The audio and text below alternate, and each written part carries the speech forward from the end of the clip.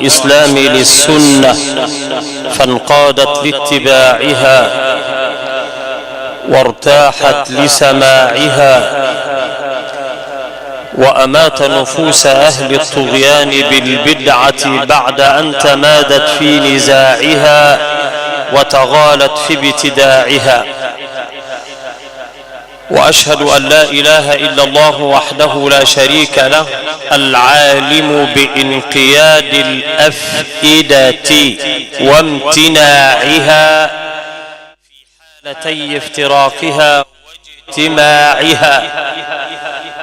وأشهد أن سيدنا ومولانا محمدا صلى الله تعالى عليه وسلم الذي انخفضت بحقه كلمة الباطل بعد ارتفاعها، واتصلت بإرساله أنوار الهدى، وظهرت حجتها بعد انقطاعها.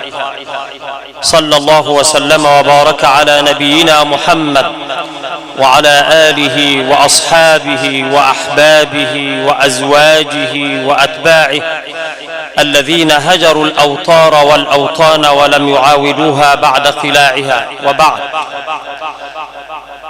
قرأ قارئ الجمعة في سورة النور قول الله سبحانه وتعالى: في بيوت أذن الله أن ترفع ويذكر فيها اسمه يسبح له فيها بالغدو والآصال رجال لا تلهيهم تجارة كناية عن الزهد ولا بيع عن ذكر الله وإقام الصلاة وإيتاء الزكاة يخافون يوما ألا وهو يوم الميعاد تتقلب فيه القلوب والأبصار، إلى آخر ما قرأ فضيلة شيخنا الموقر. القلوب لا بد في زماننا هذا، ونحن في زمان قد امتلأت فيه الفتن وبعد الناس عن كتاب الله سبحانه، فمن الأولى أن تتجه قلوب العباد إلى الله سبحانه. وكان بودي أن أتكلم عن بناء المساجد، والعلم بفضل الله وفير فلله الحمد والمنة، ولكن بين المصنف في كتابه إغاثة اللهفان من مصايد الشيطان فقال: لما كان القلب يوصف بالحياة وضدها أي بالموت، انقسم بحسب أحواله إلى 3 أقسام: القلب الصحيح، وهو الذي ينبغي أن تكون أو يكون الناس عليه الآن. القلب الصحيح هو الذي سلم من كل شهوة تخالف أمر الله ونهيه، بعيد عن كل شهوة، وسلم من كل شبهة تعارض خبره، وسلم من تحكيم غير شرع الله، وسلم من تحكيم غير شرع سنة رسول الله صلى الله عليه وسلم، فسلم في محبة الله مع تحكيمه لله، في خوفه، في رجائه، في التوكل عليه، في الإخبات له. وهذه حقيقة العبودية التي لا تكون إلا لله وحده. لا بد لقلبك أن يكون رجلا مخبتا خائفا من الله، عاملا متصدقا في هذا المسجد، لا لأجل أن يقول الناس عنه أنه رجل جواد. فكم من أناس بنوا بيوتا والله أعلم بنياتهم، فأعجبوا إلى امرأة كانت بغيا وبنت مسجدا، وكان هناك رجل على غير شرع الله أخذ من أموال الناس ما لا يرضاه الله وبنى مسجدا. فأنشد شاعر فقال: بنى مسجدا لله من غير حله وكان بحمد الله غير موفق، كمطعمة الأيتام من كد فرجها، لك الويل لا تزني ولا تتصدق. فلا بد لمن أدخل قرشا واحدا في هذا المسجد أن يكون خالصا لله سبحانه بنية صادقة، كما قال صلى الله عليه وسلم: إنما الأعمال بالنيات ولكل امرئ ما نوى، فمن كانت هجرته إلى الله ورسوله فهجرته إلى الله ورسوله، ومن كانت هجرته لدنيا يصيبها أو امرأة ينكحها فهجرته إلى ما هاجر إليه. فلا بد للقلب أن يكون واعيا سليما من كل شبهة، سليما من الإنفاق الذي يكون للرياء، فيكفي الإنسان الذي ينفق ماله رياء يقول له الله عز وجل: فيما عملت أو ماذا عملت في حياتك الدنيا؟ يقول: يا رب تصدقت، فيقول له الله عز وجل: له كذبت، ولكنك تصدقت لأن يقال جواد وقد قيل. ثم أمر على وجهه فسحب حتى أدخل في النار. فنسأل الله عز وجل أن تكونوا أنقياء بنيتم هذا المسجد من المال الحلال، وأن تكون قلوبكم واعية خائفة من الله سبحانه وتعالى. وقد اختلفت عبارات الناس في معنى القلب السليم.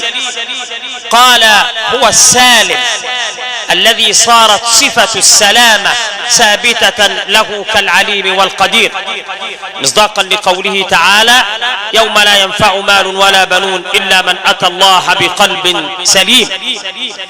قال بعض السلف: ما من فعلة يفعلها الواحد منكم إلا ويكتب لها ديوانان، للكتابين زي الرقيب والعتيد.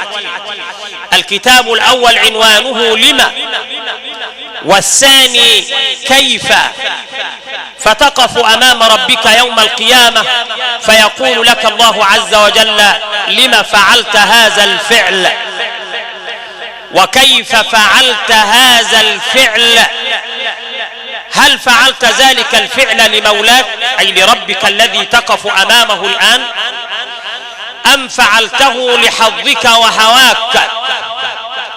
والثاني سؤال عن متابعة النبي صلى الله عليه وسلم، فيقول لك الله وأنت تقف أمامه يوم القيامة: هل فعلت ذلك الفعل مما شرعته لك على لسان رسولي، أم كان فعلا لم أشرعه ولم أرضه؟ هكذا. فالله تعالى يقول لك: ولا تقف ما ليس لك به علم، إن السمع والبصر والفؤاد كل أولئك كان عنه مسؤولا. الدينار الذي تنفقه على أولاد أو تنفقه في هذا المسجد أو غيره لا بد أن يكون خالصا لله سبحانه وتعالى من كل شائبة، وأن يكون مالك حلال، وزادك حلال، ومطعمك حلال، وملبسك حلال، حتى يستجاب لك. وأنتم تعلمون قصة سعد ابن أبي وقاص حينما قال له رسول الله: أطب مطعمك تكن مستجاب الدعوة، فكان إذا دعا على أحد سعد بن أبي وقاص إلا وقد استجاب الله له. الناس يدعون الله عز وجل سرا وعلانية، ولا يستجيب لهم رب العزة سبحانه، لأن المال أصبح فيه الحرام وليس شبهة الحرام في زماننا هذا. والقلب الثاني هو القلب الميت الذي يسمع آذان الجمعة، لا يعرف ربه ولا يعبده بأمره، ولا يحب الله ولا يحب سنة رسول الله صلى الله عليه وسلم. هواه أحب إليه من رضا مولاه، فالهوى إمامه، والشهوة قائدة، والجهل سائقة، والغفلة مركبة، فهو بالفكر في تحصيل أغراضه الدنيوية مخمور، وبسكرة الهوى وحب العاجلة مخمور. فالله تعالى يقول: من كان يريد العاجلة عجلنا له فيها ما نشاء لمن نريد ثم جعلنا له جهنم يصلاها مذموما مدحورا ومن أراد الآخرة وسعى لها سعيها وهو مؤمن فأولئك كان سعيهم مشكورا كلا نمد هؤلاء وهؤلاء من عطاء ربك وما كان عطاء ربك محظورا. فالقلب الميت الذي لا يحب أن يسمع القرآن ولا يحب أن يتصدق لمساجد الله ودائما بصره يزيغ إلى هنا وإلى هناك بعيد عن طاعة الله عز وجل، فهو كما قيل في رجل كان يحب امرأة يقال لها ليلى عدو لمن عادت وسلم لأهلها ومن قربت ليلى أحب وأقرب.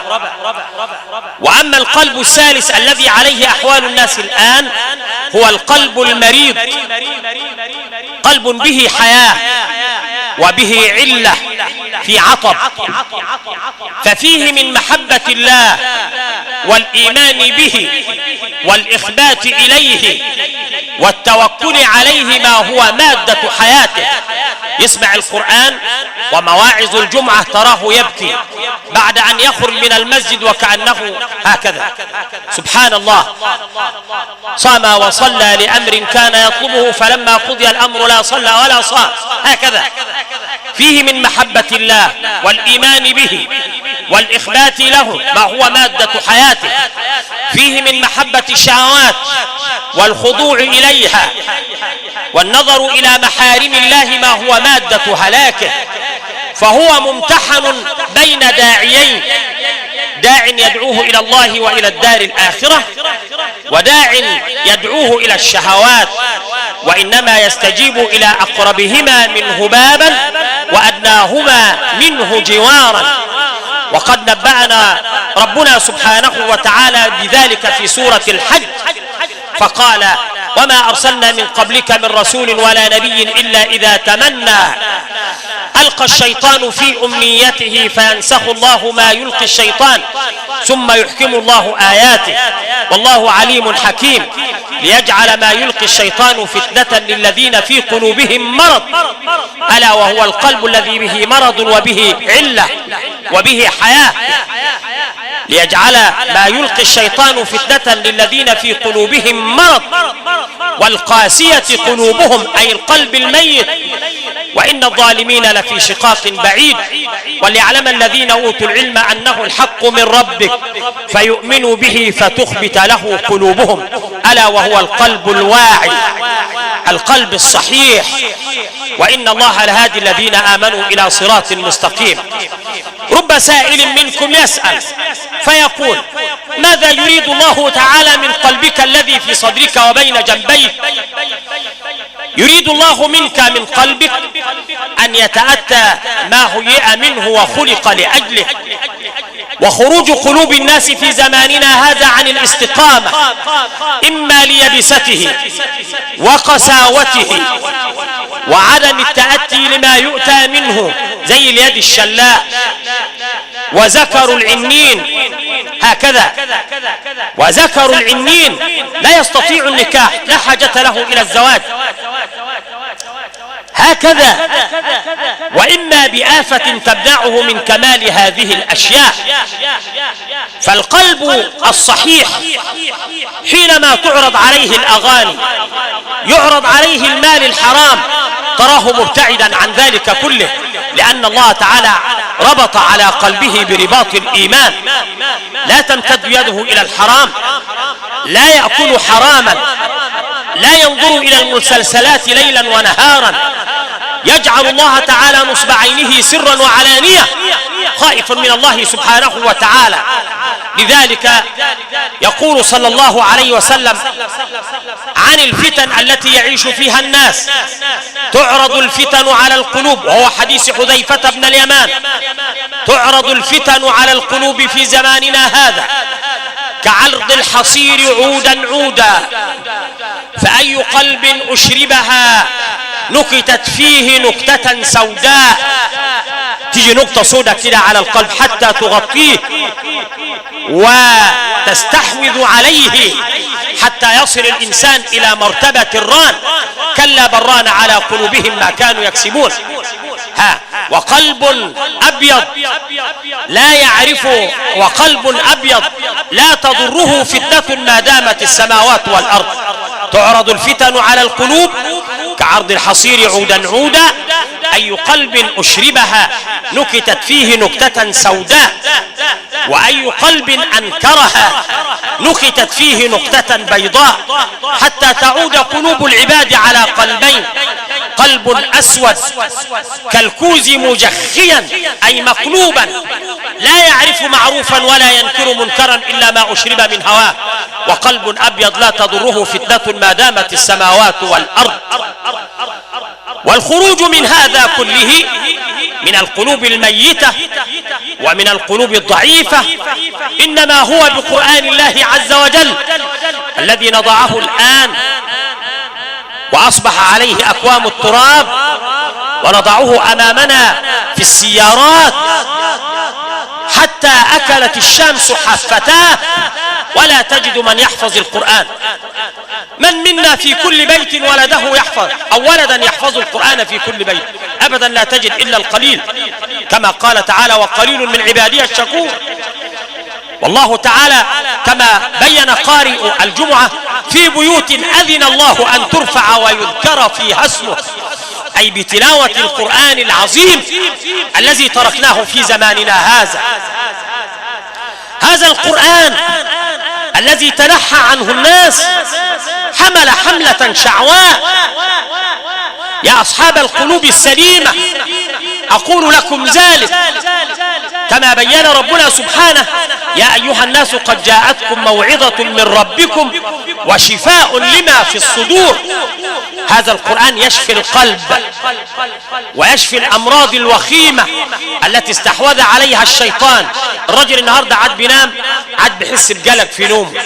الولد النهاردة حينما توقظه تراه يقرض على أنيابه، يبول على نفسه، وذلك من بعد أهل البيت عن كتاب الله سبحانه وتعالى. يا أيها الناس قد جاءتكم موعظة من ربكم وشفاء لما في الصدور، أي شفاء للقلوب. ما علينا إلا أن نتجه بقلوبنا إلى هذا القرآن الحكيم. والله لقد كان أصحاب رسول الله يجمعون هذا القرآن على ورق البردة وعلى قحوف النخل، حتى أنهم علموا ما نزل منه ليلا وما نزل نهارا وما نزل مشيعا، ورتبوا الآيات المكية والآيات المدنية والآيات المدنية التي دخلت في السور المكية والعكس، وما نزل بالجحفة وما نزل ببيت المقدس 25 وجه. ولكننا لا نجد في بيت إلا القليل من يحفظ كتاب الله عز وجل. فإذا أردت أن يشفي الله تعالى قلبك وأن يشفي صدرك، فعليك أن تتبع الآية التي قرأها قارئ الجمعة: ويذكر فيها اسمه، أي قرآن الله عز وجل الذي حمل حملة شعواء على أهل الشرك والوثنية وعلى الشبهات التي اختلقوها. الحمد لله دخل هذا القرآن على أهل الشرك من كل باب، آتاهم بكل دليل، حاكمهم إلى الحس، ضرب لهم أبلغ الأمثال والأقوال، لكنهم عاندوا واحتجوا، فنعى عليه أن يمتهنوا كرامة الإنسان إلى الحضيض من الذلة للأحجار والأصنام. فتح أيضا عيون الناس على ما في أنفسهم من شواهد الحق وعلى ما في الكون من أعلام الرشد، نوع لهم في الأدلة، تفنن لهم في الأساليب. وهذا الكلام موجود في كتاب مناهل العرفان للزرقاني. قادهم من وراء ذلك قيادة راشدة حكيمة إلى الاعتراف بتوحيد الله والإيمان بالبعث. فتح عيونهم أو شرح لهم أصول الأخلاق، حقوق الاجتماع شرحا عجيبا، كره لهم الكفر والفسوق والعصيان وفوضى الجهل وقذارة القلب، لأن بعض الناس ترى قلوبهم قذرة بعيدة عن ذكر الله، وخشونة اللفظ إذا كان القلب قذر تراه يرمي الكلمة لا يدري ما بعدها. وحبب لكم الإيمان والطاعة والنظام والعلم والمحبة واحترام الغير وبر الوالدين وإكرام الجار وطهارة القلوب ونظافة الألسنة. الله أكبر. دين محمد وكتابه أهدى وأقوم. قيلا لا تذكروا الكتب السوالف قبله، طلع الصباح فأطفئ القنديل. الله أكبر لهذا الكتاب الكريم. ما أحد انتبه إليه إلا وشفى الله تعالى قلبه وشفى له أولاده. يا أيها الناس قد جاءتكم موعظة من ربكم وشفاء لما في الصدور وهدى ورحمة للمؤمنين، إلى أن قال تعالى وما تكون في شأن وما تتلو منه من قرآن ولا تعملون من عمل إلا كنا عليكم شهودا إذ تفيضون فيه وما يعدب عن ربك من مثقال ذرة في الأرض ولا في السماء ولا أصغر من ذلك ولا أكبر إلا في كتاب منير. أيها الإخوة، ما علينا إلا أن نتجه بقلوبنا إلى خالق السماوات والأرض. عسى الله تعالى أن يتقبل منكم صالح هذا العمل وأن يجعله خالصا لوجهه الكريم وأن يأخذ بقلوبنا إليه إنه سميع قريب. وعنه صلى الله عليه وسلم أنه قال البر لا يبلى والذنب لا ينسى والديان لا يموت، اعمل ما شئت فكما تدين تدان، أو كما قال صلى الله عليه وسلم.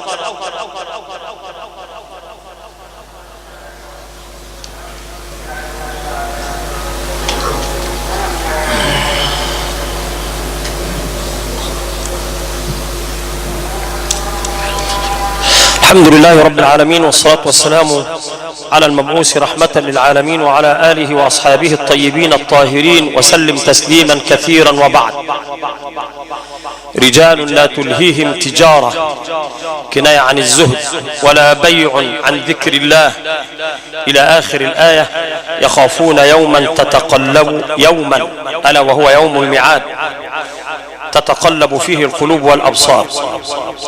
خطب رسول الله صلى الله عليه وسلم في ذات يوم وحض الناس على الزهد والاستعداد ليوم الميعاد، فقال صلى الله عليه وسلم شمروا فإن الأمر جد، الموت قدامك، وتأهبوا فإن الرحيل قريب، ما تخافش هتموت قريب، وتزودوا فإن السفر بعيد، وخففوا أثقالكم فإن وراءكم عقبة كؤود، ما تشيلش أوزار غيرك، انت وراك عقبات. وخففوا أثقالكم فإن وراءكم عقبة كؤود. أيها الناس، هذا كلام النبي صلى الله عليه وسلم.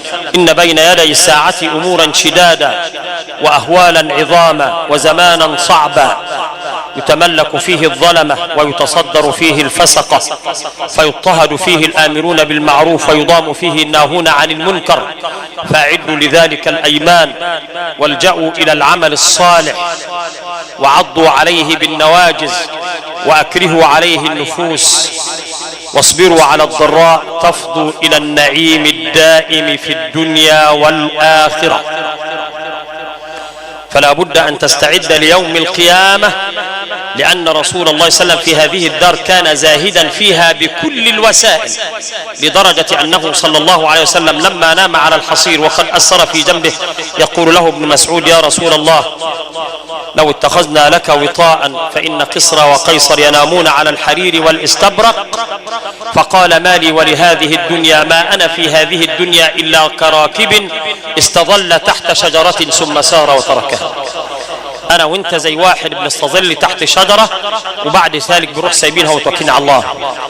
فلذلك يقول الشاعر اعلم بأن طريق الحق منفرد والسالكون طريق الحق أفراد، لا يطلبون ولا تطلب مساعيهم فهم على مهل يمشون قصاد، والناس في غفلة عما له قصدوا فجلهم عن طريق الحق رقاد. دايما الناس بعيدة عن طريق الحق. وقال بعض السلف إن المؤمن منكم إذا خاف الله تعالى أو إذا آمن بالله واستحكم الإيمان في قلبه خاف الله.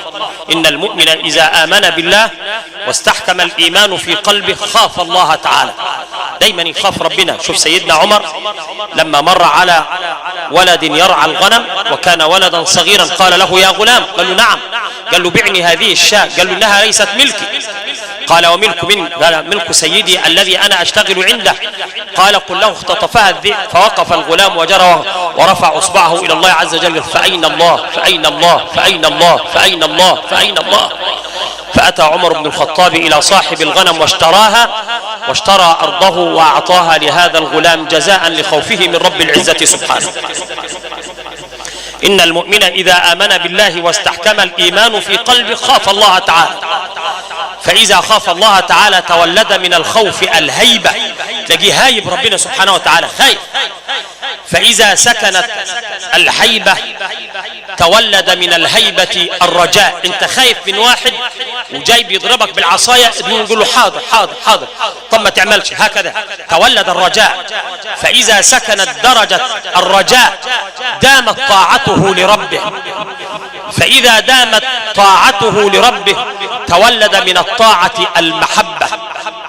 فإذا سكنت المحبة في قلبك لله أتى بعدها مقام الشوق. مشتاق، أنت بتحب واحد تقوم تشتاق إلى الله سبحانه وتعالى. فإذا اشتاق إلى الله عز وجل أنس بالله. فإذا أنست بالله اطمأنت إلى الله سبحانه وتعالى. فإذا اطمأن العبد إلى الله عز وجل كان ليله في نعيم ونهاره في نعيم.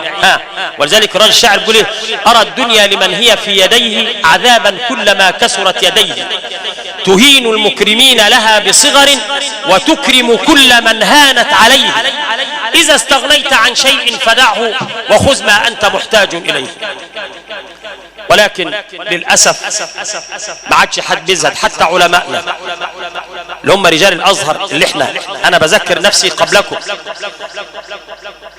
والعظماء والفقراء وجميع الناس. يعني شوف للأسف الشديد أن العلماء في زماننا هذا رضوا بالعلم دون العمل، بالعلم دون العمل، رضوا بالعلم دون العمل. عالم لكنه لا يعمل. لبسوا الثياب على قلوب الذئاب زي الثعلب. شفت الثعلب؟ برد الثعلب يوما في ثياب الواعظين فمشى في الأرض يمشي ويسب الماكرين ويقول: الحمد لله يا إله العالمين، يا عباد الله توبوا فهو خير التائبين. الثعلب بيقول للناس: توبوا. ورجع قال: وازهدوا في الطير عيشا فإن العيش عيش الزاهدين، واطلبوا الديك يؤذن لصلاة الصبح فينا. ينفع الكلام ده؟ فأتى الديك رسول من إمام الناسكين عرض الأمر عليه وهو يرجو أن يلينا، فأجاب الديك: عذرا يا أضل المهتدين، إنه قد بلغ عني وعن جدود الصالحين مخطئ من ظن يوما أن للثعلب دينا. فرجل الدين لا بد أن يكون تقيا لله، حافظا للقرآن، حتى حامل القرآن. الواجب على رجال القرآن الواحد لما يجي يقرأ لا بد أن يكون خاضعا مستمسكا، كما بين صلى الله عليه وسلم حينما يقول: إن من أحسنكم صوتا من إذا حسبتموه يقرأ وهو يخشى الله عز وجل. يا أخي ربنا بيقول: لو أنزلنا هذا القرآن على جبل لرأيته خاشعا متصدعا من خشية الله. يعني واحد بيقول: والله إني لأقرأ القرآن فأنظر في آية فيحار عقلي. أنا بقرأ الآية فيحار عقلي. فكيف بحفاظ القرآن كيف يهنيهم النوم ولا يصلون الصلوات في أوقاتها وفي جوفهم كلام الله سبحانه. والله لو عملوا بما قرأوا لذهب عنهم النوم فرحا وسرورا بما أعطاهم الله تعالى من حفظ كتابه. ولذلك رجل الشاعر يقول: فشمر ولذ بالله واحفظ كتابه ففيه الهدى حقا وللخير جامعه، هو الذخر للملهوف والكنز والرجا ومنه بلا شك تنال المنافع، به يهتدي من تاه في مهمة الهوى، به يتسلى من دهته الفجائع. عليك ان انت تلجأ يا صاحب القرآن، الجأ الى كتاب الله. يا عالم القرآن ويا عالم السنة عليك ان تعمل بما تقول. ولكن للأسف الشديد بعض المشايخ وليس كل المشايخ إذا سئل في مسألة ميراث أو طلاق عنده العظمة والأنفة ممكن ما يقولش مش عارف. لا، إيه العيب؟ العيب إن أنت تصر على الخطأ، إنما العيب إن أنت ما تقولش أنا مش عارف. رحم الله رجلا قال فسلم أو سكت فغلب. انظر إلى عبد الرحمن بن أبي ليلى قال والله لقد أدركت في مسجد نبينا محمد صلى الله عليه وسلم 120 صحابيا، دايرة كده حلقة، ما من مسألة تأتي إلى رجل إلا ود أن أخاه كفاه. أنا عارف المسألة أديها لزميلي قد يكون أعلم مني، تقوم تمر على 120 واحد حتى ترجع إلى الأول. ثم آل اليوم إلى إقدام أقوام يدعون العلم ويقدمون على الجواب في مسائل لو عرضت لعمر بن الخطاب لجمع أهل بدر واستشاره. أين نحن الآن؟ وعليك أيها العالم الفز ألا تركن إلى الماديات ولا إلى هذه الدنيا الغرورة. انظر إلى الحسن البصري، وجد قراء القرآن يجلسون على باب ابن هبيرة فقال لهم ما الذي أتاكم إلى هذا المكان؟ تفرقوا، فرق الله تعالى بين أرواحكم وأجسادكم. أما إنكم لو زهدتم فيما عندهم لرغبوا فيما عندكم، لكنكم رغبتم فيما عندهم فزادوا فيما عندكم. ثم قال له يا حسن أما أنا لك أن تزورنا؟ مش آن إلك أن أنت تزورنا؟ قال له هنزورك لإيه؟ ليس لنا من الدنيا ما نخافك عليه، ولا عندك من الآخرة ما نرجوه منه، ولا أنت في نعمة فنهنيك بها ولا في نقمة فنعزيك عليها. قال له يا أخي تصحبنا لتنصحنا. قال له من يطلب الدنيا لا ينصحك ومن يطلب الآخرة لا يصحبك، لا يصحبك. ولذلك معظم احنا كرجال دين بندعي ربنا مش بيستجيب لنا. ليه؟ لعدم إيماننا بالله. انظر إلى يعقوب بن الليث، وكان أميرا ومرض مرضا أعيا الأطباء، فذهب إلى سهل بن عبد الله قال له ادعو الله لي. قال كيف أدعو الله عز وجل وأنت ترتكب السيئات؟ فقال طب ادعو الله لي. فقال أتتوب لله؟ قال له نعم. فدعا الله إليه فقال اللهم كما أريته ذل المعصية فأره عز الطاعة وفرج عنه ما هو فيه. فشفاه الله بإذن الله فأعطاه مالا. قال له لا حاجة لي إلى هذا المال، مش إلي حاجة إلى هذا المال. أيها الإخوة لنا في الزهد والاستعداد ليوم المعاد كلمات كثيرة إن طال بنا الأمد في مساجد الله عز وجل. أسأل الله عز وجل أن يبارك في من بنى هذا المسجد ولمن تصدق ولو بدرهم أو بجنيه أو ب50 قرشا. أسأل الله عز وجل أن يبارك له في أولاده وفي ذريته وأن يجعلهم خير خلف لخير سلف، وأن يجعل هذا العمل خالصا لوجهه سبحانه إنه ولي ذلك والقادر عليه. وأسأل الله أن يبارك في علمائنا ومشايخنا وحفاظ القرآن العظيم، وأن يجعل انجماعنا هذا انجماعا مرحوما وتفرقنا من بعده تفرقا معصوما، ولا يجعل بفضلك فينا ولا منا شقيا ولا محروما. اللهم بارك لنا في أولادنا وفي أزواجنا واهدهم سبل السلام وعلمهم سنة رسولك وكتابك يا رب العالمين. ارحم اللهم آباءنا وأمهاتنا، اللهم آنس وحشتهم وارحم غربتهم وتقبل حسناتهم وتجاوز عن سيئاتهم. نعوذ بك من عين لا تدمع ومن نفس لا تشبع ومن دعاء لا يرفع ومن دعوة لا يستجاب لها يا رب العالمين. طهر اللهم قلوبنا من النفاق وأعمالنا من الرياء وألسنتنا من الكذب وأعيننا من الخيانة. ثبتنا اللهم وإياكم بالقول الثابت في الحياة الدنيا وفي الآخرة. إن ربنا على ما يشاء قدير وبالإجابة جدير. عباد الله إن الله يأمر بالعدل والإحسان وإيتاء ذي القربى وينهى عن الفحشاء والمنكر والبغي يعظكم لعلكم تذكرون. اذكروا الله يذكركم واستغفروه يغفر لكم واشكروه على نعمه يزدكم وأقم الصلاة إن الصلاة تنهى عن الفحشاء والمنكر ولذكر الله أكبر والله يعلم ما تصنعون. الله أكبر الله